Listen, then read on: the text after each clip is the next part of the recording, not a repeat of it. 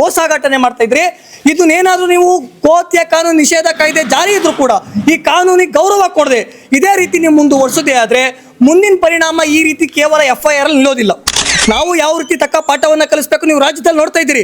2023 ಕಾಂಗ್ರೆಸ್ ಸರ್ಕಾರ ಅಧಿಕಾರಕ್ಕೆ ಬಂದ ಮೇಲೆ 25ಕ್ಕೂ ಹೆಚ್ಚು ಗೋ ರಕ್ಷಣೆ ಮಾಡುವಂತ ಕಾರ್ಯಕರ್ತರ ಮೇಲೆ ಹಲ್ಲೆ ಆಗಿದೆ, ದೌರ್ಜನ್ಯ ಆಗಿದೆ. ಆದ್ರೆ ಅಯೋಗ್ಯ ಗೃಹ ಮಂತ್ರಿಗಳು ಕಣ್ಮುಚ್ಕೊಂಡು ಕೂತಿದಾರ್ರಿ. ಮಾತೆತ್ತಿದ್ರೆ RSS ಅಂತ ಮಾತಾಡೋದಲ್ಲ. ಯಾರು ಕಾನೂನಿಗೆ ಗೌರವ ಕೊಡ್ತಾರೆ, ಯಾರು ಕಾನೂನನ್ನ ಮೀರ್ತಿದ್ದಾರೆ ಅವ್ರನ್ನ ಕಡಿವಾಣ ಹಾಕಕ್ಕೆ ನಿಮ್ಗೆ ಯೋಗ್ಯತೆ ಇಲ್ಲ ಅಂದ್ರೆ ದಯವಿಟ್ಟು ರಾಜೀನಾಮೆ ಕೊಟ್ಟು ಹೇಳಿರಿ.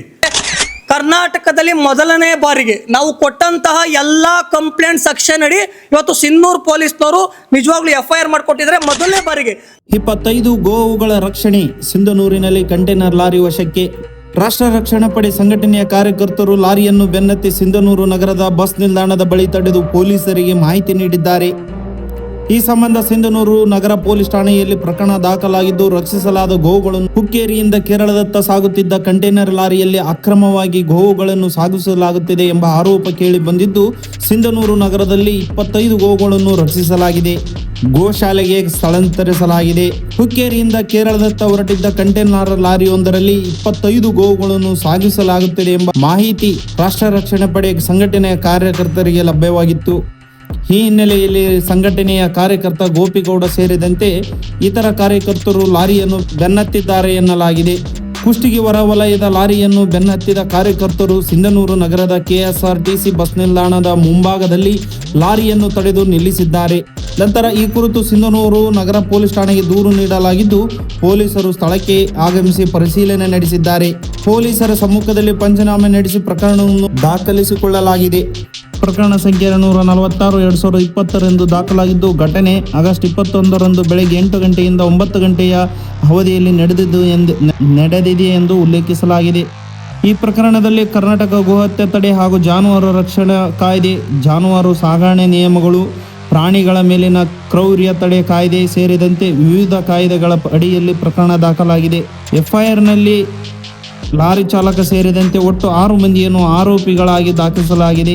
ಗೋವುಗಳನ್ನು ಸಾಗಿಸುತ್ತಿದ್ದ ಕಂಟೈನರ್ ಲಾರಿಯ ನೋಂದಣಿ ಸಂಖ್ಯೆ KA 51 AH 4830 ಎಂದು FIRನಲ್ಲಿ ದಾಖಲಾಗಿದೆ. ಪ್ರಕರಣಕ್ಕೆ ಸಂಬಂಧಿಸಿದಂತೆ ಪೊಲೀಸರು ತನಿಖೆ ಮುಂದುವರಿಸಿದ್ದಾರೆ. ನಮಸ್ಕಾರ ಎಲ್ರಿಗೂ. ನೋಡಿ, ಇವತ್ತು ಬೆಳಗಾವಿಯ ಹುಕ್ಕೇರಿಯಿಂದ ಕೇರಳದ ಕಸಾಯಖಾನೆಗೆ 20ಕ್ಕೂ ಹೆಚ್ಚು ಗೋವುಗಳನ್ನ ಕಸಾಯಖಾನೆಗೆ ತಗೊಂಡು ಹೋಗ್ತಾರೆ ಅಂತ ಮಾಹಿತಿ ಇತ್ತು. ಅದೇ ಮಾಹಿತಿ ಮೇರೆಗೆ ಇವತ್ತು ನಾವು ಕುಷ್ಟಗಿಯಿಂದ ಗಾಡಿನ ಫಾಲೋ ಮಾಡ್ಕೊಂಡು ಬಂದು ಸ್ಥಳೀಯ ಹಿಂದೂ ಎಲ್ಲ ಕಾರ್ಯಕರ್ತರ ಸಹಯೋಗದೊಂದಿಗೆ ಸಿನ್ನೂರಲ್ಲಿ ಗಾಡಿಯನ್ನು ಸ್ಟಾಪ್ ಮಾಡಿ ಇವತ್ತು ಸಿನ್ನೂರು ಟೌನ್ ಪೊಲೀಸ್ ಸ್ಟೇಷನಲ್ಲಿ FIR ಮಾಡಿಸಿದ್ದೀವಿ. ನೋಡಿ, ಏನು ಈ ಕಂಟೈನರ್ ಇದ್ದಾನೆ, ಈ ಕಂಟೈನರ್ ಮಾಲೀಕನ ವ್ಯಕ್ತಿ ಮೇಲೆ ಇದೇ ಕೆಲವು ದಿನಗಳಿಂದ ಮಂಗಳೂರಿನ ಕಾವೂರಲ್ಲಿ ಯಲ್ಲಾಪುರದಲ್ಲಿ FIR ಆಗುತ್ತೆ. ಕೋರ್ಟ್ ಆದೇಶ ಇದೆ ಏನಂತ, ನೀವು ಬೇಲ್ ತಗೊಂಡು ಗಾಡಿ ಬಿಡಿಸ್ಕೊಂಡು ಹೊರಗಡೆ ಹೋದ್ಮೇಲೆ ಯಾವುದೇ ಮಾಲೀಕತ್ವವನ್ನು ಬದಲಾವಣೆ ಮಾಡಬಾರ್ದು ಅಂತ. ಏನಿವತ್ತು ಹಿಡಿದಿದ್ದೀವಲ್ಲ, FIR ಮಾಡಿಸಿದೀವಲ್ಲ ಸಿನ್ನೂರು ಪೊಲೀಸ್ ಸ್ಟೇಷನ್ನಲ್ಲಿ, ಈ ವ್ಯಕ್ತಿ ಗಾಡಿಯನ್ನ ತನ್ನದೇ ಕೇಸ್ನಲ್ಲಿರುವಂಥ ಅಕ್ಯೂಸ್ಗೆ ಮಾಲೀಕತ್ವವನ್ನು ಬದಲಾವಣೆ ಮಾಡಿಕೊಟ್ಟಿದ್ದಾನೆ. ಮತ್ತೆ ಅಬ್ಯೂಚರ್ ಅಫೆನ್ಸು ಕಂಟಿನ್ಯೂ. ಏನಿವತ್ತು ಗೋಹತ್ಯೆ ಕಾನೂನು ರಾಜ್ಯದಲ್ಲಿ ನಿಷೇಧ ಇದ್ರೂ ಕೂಡ ನಿಮ್ಮ ಇಷ್ಟ ಬಂದಂತೆ ಕಾನೂನಿಗೆ ಬೆಲೆ ಕೊಡದೆ ರಾಜ್ಯದಲ್ಲಿ ನಿಮ್ಮ ಇಷ್ಟ ಬಂದಂಗೆ ಮೆರಿತಾ ಇಷ್ಟೂ ಗೋವುಗಳನ್ನು ಯಾರಾದರೂ ಹೇಳಪ್ಪ, ಇಲ್ಲಿ ಯಾವುದಾದ್ರೂ ಕಾಲು ಮುರಿದೋಗಿದೆ, ಕೈ ಮುರಿದೋಗಿದೆ, ವ್ಯವಸಾಯಕ್ಕೆ ಯೋಗ್ಯ ಇಲ್ಲ, ನಮ್ಮ ಕೈಲಿ ಆಗೋದಿಲ್ಲ, ಅದಕ್ಕೋಸ್ಕರ ಕಸಾಯಖಾನೆ ಕೊಡೋಂಥ ಸ್ಕೂಲ್ ಯಾವುದಾದ್ರೂ ಇದೆಯಾ? ಮೀಡಿಯಾ ಮುಂದೆ ಮಾತಾಡೋದು ತುಂಬ ಈಸಿ ಇದೆ. ಆದರೆ ಹಸ್ಕೊಳ್ಳೋ ಪರಿಸ್ಥಿತಿ ಒಂದ್ಸರಿ ನೋಡಿದಾಗ ಇಷ್ಟೂ ಗೋವುಗಳನ್ನ ಯಾರೀ ರೈತರು ತಗೊಂಡು ಬಂದು ಕಸಾಯಖಾನೆ ಕೊಡ್ತಾರೆ?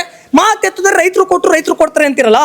ಎಲ್ಲ ದಲ್ಲಾಳಿಗಳು ಮಾಡ್ಕೊಂಡು ಇವತ್ತು ಕಸಾಯಖಾನೆಗಳು ನಂಟು ಇಟ್ಕೊಂಡು ರೈತರ ಹತ್ರ ಮನೆ ಹತ್ರ ಖರೀದಿ ಮಾಡ್ಕೊಂಡ್ಬಂದು ಸಂತೆಯಲ್ಲಿ ದಲ್ಲಾಳಿಗಳಿಗೆ ಮಾರಿ, ದಲ್ಲಾಳಿಗಳು ಅಲ್ಲಿಂದ ಒಂದು ಕಡೆ ಲಾಟ್ ಹಾಕೊಂಡು 500ರಿಂದ 600 ಗೋವುಗಳನ್ನು ಬೆಳಗಾವಿ, ನಿಪ್ಪಾಣಿ, ಯಮಕಮ್ಮರಡಿ, ಬೈಲವಂಗ್ಲ ಇಷ್ಟೂ ಕ್ಷೇತ್ರಗಳಿಂದ ಕಾಂಗ್ರೆಸ್ ಇರುವ ಕುಮ್ಮಕ್ಕಿನಿಂದ ಕೇರಳದ ಕಸಾಯಖಾನೆಗಳಿಗೆ ರಾಜ್ಯದಲ್ಲಿ ನೀವು ಗೋ ಸಾಗಾಟನೆ ಮಾಡ್ತಾ ಇದ್ರಿ.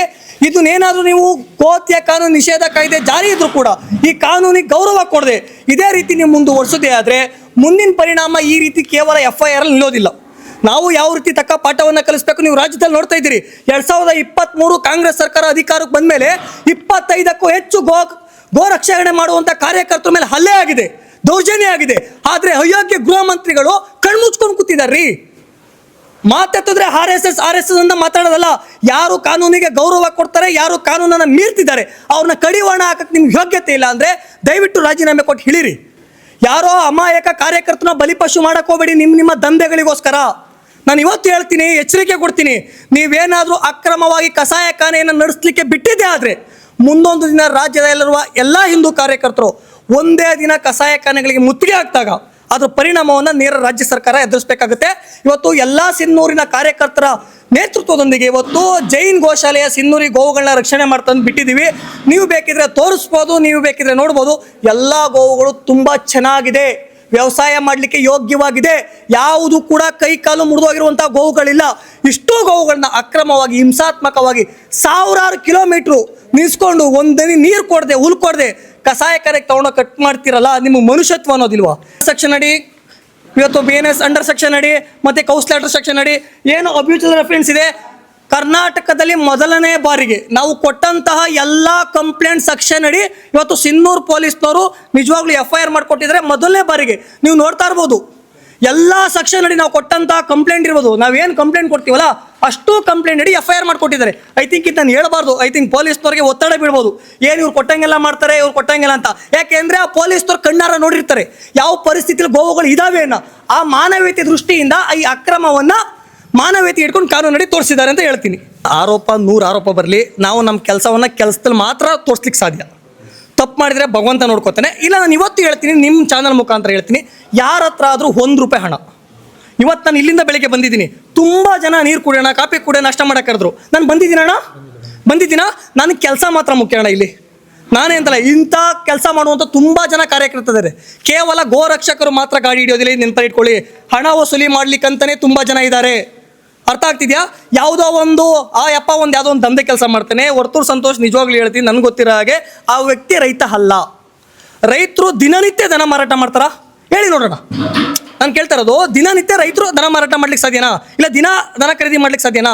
ಒಬ್ಬ ದಲ್ಲಾಳಿ ಮೀಡಿಯೇಟರ್ನ ರೈತರು ಮುಖವಾಡ ಹಾಕೊಂಡು ದನ ಸೇಲ್ ಮಾಡ್ಲಿಕ್ಕೆ ಇವತ್ತು ಕಸಾಯಖಾನೆ ಕೊಡ್ತಿರುವಂಥ ದನಗಳಿಗೆ ಇವತ್ತು ವ್ಯಾಪಾರಕ್ಕೆ ಇವತ್ತು ಅವ್ರಿಗೆ ನಿರ್ಬಂಧ ಆಗ್ತಿದೆ. ಅದಕ್ಕೋಸ್ಕರ ಈ ರೀತಿ ಸುಳ್ಳು ಆರೋಪಗಳು ಮಾಡ್ತಿದ್ದಾರೆ. ನೇರವಾಗಿ ಏನಾದರೂ ಹತ್ರ ಸಾಕ್ಷಿ ಇದ್ರೆ ಬಿಡುಗಡೆ ಮಾಡಲಿ. ದಲ್ಲಾಳಿ ವ್ಯಾಪಾರ ಮಾಡೋಣ ಏನಂತ ಹೇಳಿ ನೋಡೋಣ. ರೈತ ಅನ್ನಕ್ಕಾಗತ್ತಾ? ಇವತ್ತು ನಮ್ಮಪ್ಪ ವ್ಯವಸಾಯ ಮಾಡ್ತಾರೆ, ನಮ್ಮಪ್ಪ ದಲ್ಲಾಳಿ ಅನ್ನಕ್ಕಾಗತ್ತಾ? ನಾನು ಹಳ್ಳಿಕಾರ ಅವ್ರೊಬ್ರು ಮನೇಲಿ ಇಲ್ಲ. ಹಳ್ಳಿಕಾರ 100 ವರ್ಷದಿಂದ ತಾತ ಮುತ್ತಾಲ ಕಾಲದಿಂದ ಬಂದಿದೆ. ಈ ಅಪ್ಪ ಹೆಸರಿಟ್ಕೊಂಡು ನಿಜವಾಗ್ಲೂ ಒಂದು ಕಾಲದಲ್ಲಿ ಅಪ್ಪನ ನಾವೆಲ್ಲ ಸಪೋರ್ಟ್ ಮಾಡಿದೆ. ಇವತ್ತು ನಮ್ಮ ಚಪ್ಪಲಿ ತೊಗೊಂಡು ನಾವೇ ಹೊಡ್ಕೊಳ್ಳೋಂಥ ಪರಿಸ್ಥಿತಿ ಬಂದಿದೆ. ಏನೂ ಮಾಡೋಕ್ಕಾಗಲ್ಲ. ಮುಖವಾಡಗಳಿಗೆ ಬೆಲೆ ಜಾಸ್ತಿ ಇದೆ. ನಮ್ಮ ಪ್ರಾಮಾಣಿಕತೆ, ನಮ್ಮ ಕೆಲಸ ಮುಂದೊಂದು ದಿನ ಎಲ್ಲ ಜನಗಳು ನೋಡ್ತಾರೆ. ಇನ್ನು ರಕ್ಷಿಸಲಾದ 25 ಗೋವುಗಳನ್ನು ಸಿಂಧನೂರು ನಗರದ ರಾಯಚೂರು ಮುಖ್ಯ ರಸ್ತೆಯಲ್ಲಿ ಬರುವ ಜೈನ್ ವರ್ಧಮಾನ ಗೋಶಾಲೆಗೆ ಸ್ಥಳಾಂತರಿಸಲಾಗಿದೆ. ಸಿಂಧನೂರು ನಗರ ಪೊಲೀಸ್ ಠಾಣೆಯ PI ವೀರಾರೆಡ್ಡಿ ಅವರ ಸಮ್ಮುಖದಲ್ಲಿ ಗೋವುಗಳನ್ನು ಗೋಶಾಲೆಗೆ ಬಿಡಲಾಗಿದೆ ಎಂದು ತಿಳಿದು ಬಂದಿದೆ. ಒಟ್ಟಿನಲ್ಲಿ ಹುಕ್ಕೇರಿಯಿಂದ ಕೇರಳದತ್ತ ಸಾಗಿಸುತ್ತಿದ್ದ ಎನ್ನಲಾದ ಕಂಟೈನರ್ ಲಾರಿಯನ್ನು ಸಿಂಧನೂರಿನಲ್ಲಿ ತಡೆದು 25 ಗೋವುಗಳನ್ನು ರಕ್ಷಿಸಲಾಗಿದ್ದು, ಪ್ರಕರಣ ಇದೀಗ ಪೊಲೀಸ್ ತನಿಖೆಯ ಹಂತದಲ್ಲಿದೆ. ಈ ಪ್ರಕರಣದಲ್ಲಿ ಗೋವುಗಳು ಸಾಗಣೆ ಕುರಿತು ನಿಖರವಾಗಿ ಯಾವ ಉದ್ದೇಶವಿತ್ತು, ಆರೋಪಿಗಳು ಅವುಗಳನ್ನು ಎಲ್ಲಿಗೆ ಮತ್ತು ಯಾವ ಕಾರಣಕ್ಕಾಗಿ ಸಾಗಿಸುತ್ತಿದ್ದರು ಎಂಬುದು ಪೊಲೀಸ್ ತನಿಖೆಯಿಂದಲೇ ಸ್ಪಷ್ಟವಾಗಬೇಕಾಗಿದೆ.